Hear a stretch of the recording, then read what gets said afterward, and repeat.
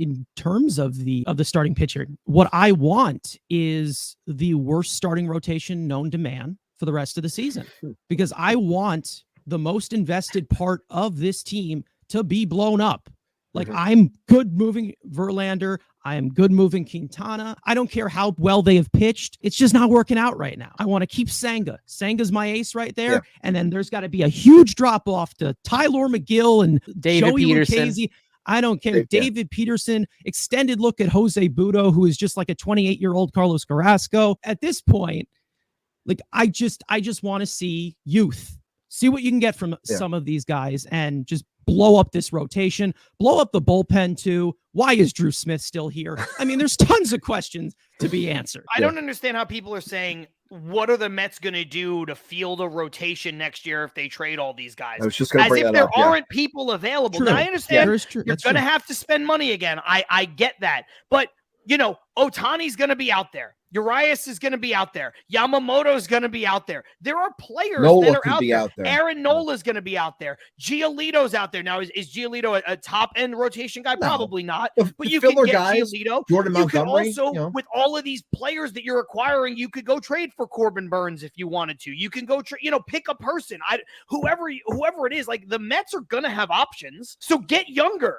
I would rather put my faith in the 25-year-old phenom from Japan than the 41-year-old Justin Verlander. As good as Verlander has been, by the way. Could you just imagine the next couple of months? It's just Senga and Carrasco pitching 2 innings. I'll tell you right now.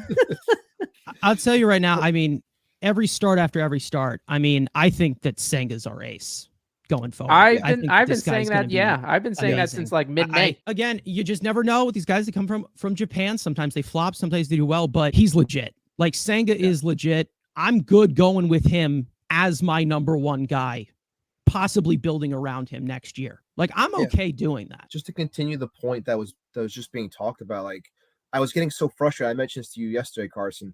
I was getting so frustrated. I'm glad John brought it up, that people were screaming about 2024 and saying, oh, no, you got to keep Verlander because, if you get rid of him, you don't have an ace. It's like, why do we automatically assume that a 41-year-old pitcher where you can get maximum return for now is going to be the same thing for an entire season next year when he's a year older? I do not understand the thought process. And I say this all the time on our show. I do not understand the thought process of a lot of Mets fans when it comes to this type of stuff. Because if I can get a maximum return now for a 40-year-old pitcher that can help my team moving forward, I'm going to do that. I'm not going to focus on what my starting rotation is for the 2024 season. There are guys that can be had. You can buy guys. If you want to spend big on someone, you can spend big on some of the names we mentioned. If you want to buy more 3 and 4 stars and fill it out and let Senga be the guy for a season, go ahead and do that. Like, there are options. It's not as though it's barren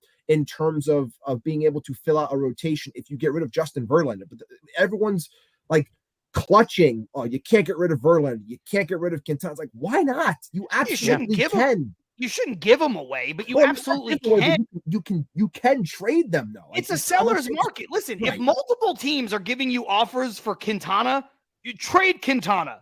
Get rid of them. Please trade Quintana. No, yeah.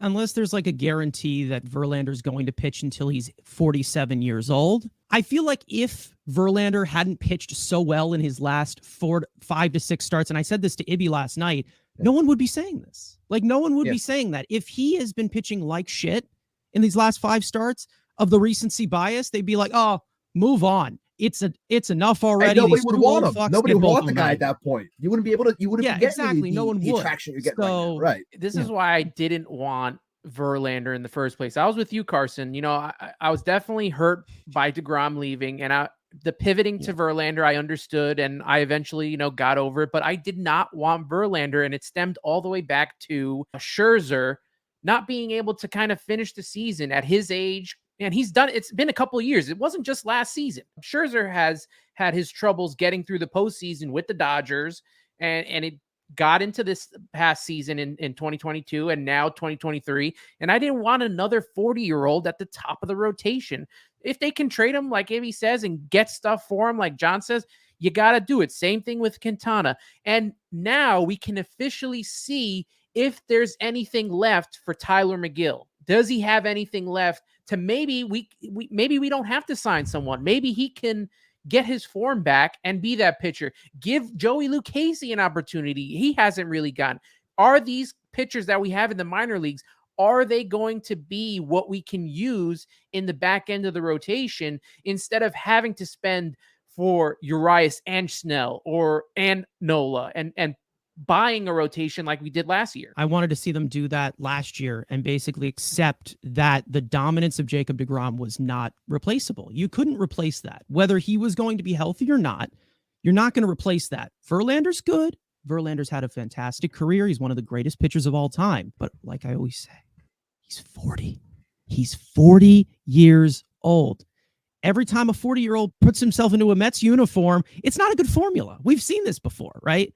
So the fact that we have gotten quality from him, he's building up a good market here. Like you have it on the screen. There's like been 7 teams that have checked in on him.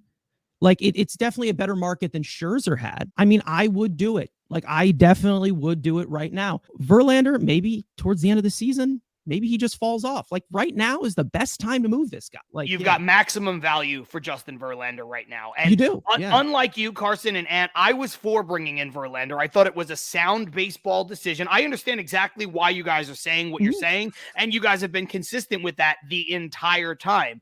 For me, my argument was always, look, you can't replace Jacob deGrom, but the Mets sure tried. Right? They tried to go out and bring in an ace level pitcher coming off of a Cy Young, one of the best pitchers ever, to replace him in the short term. And again, coming from the Wilpon ownership, I like the fact that there was a ballsy, gutsy move to go for it, and it made sense from a baseball perspective.